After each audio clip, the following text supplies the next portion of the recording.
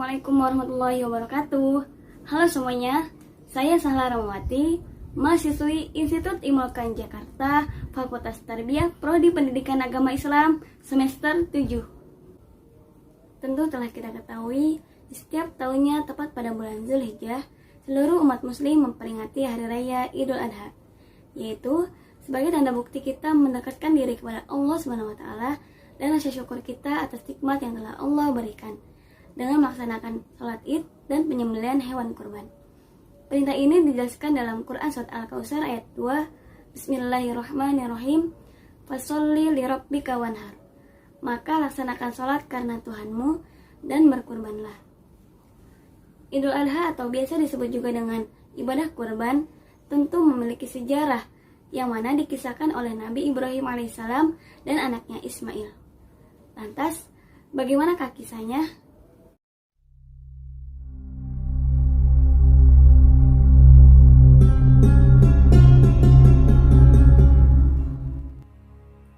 Dikisahkan oleh Nabi Ibrahim alaihissalam dengan istrinya yang bernama Siti Hajar. Mereka sudah sangat lama tidak dikaruniai seorang anak yang sangat mereka dambakan.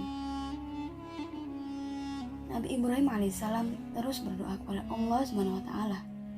Ya Tuhanku, anugerahkanlah kepadaku seorang anak yang termasuk orang-orang yang soleh. Lalu Allah pun menjawab doanya. Siti Hajar pun melahirkan seorang anak laki-laki yang sangat santun yang diberi nama Ismail.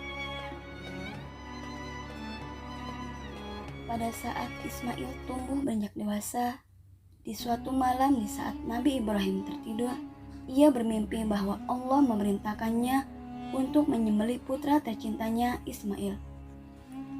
Awalnya ia mengira jika mimpi itu berasal dari setan yang ingin menghasutnya.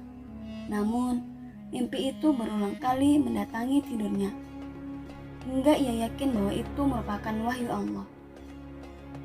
Keesokan harinya Nabi Ibrahim datang menemui anaknya. Dengan berat hati ia berkata pada Ismail, "Wahai anakku, sesungguhnya aku bermimpi menyembelihmu. Maka pikirkanlah apa pendapatmu." Sang ibu yang mendengarnya hanya bisa menangis dan pasrah, tetapi berbeda dengan jawaban sang anak. Lalu Nabi Ismail menjawab, "Wahai ayahku, lakukanlah apa yang diperintahkan Allah padamu. Insya Allah, engkau akan mendapatiku termasuk orang-orang yang sabar." Mendengar jawaban dari sang anak, Nabi Ibrahim terkejut tak menyangka anaknya begitu ikhlas menerima perintah Allah. Namun, tak mudah bagi Nabi Ibrahim melakukan hal tersebut. Syaitan pun juga menghasut dirinya agar membatalkan perintah itu. Tetapi, karena ketaatan Nabi Ibrahim, akhirnya usaha setan pun sia-sia. Nabi Ibrahim pun memutuskan untuk melaksanakan perintah tersebut dan membawa Ismail ke atas bukit.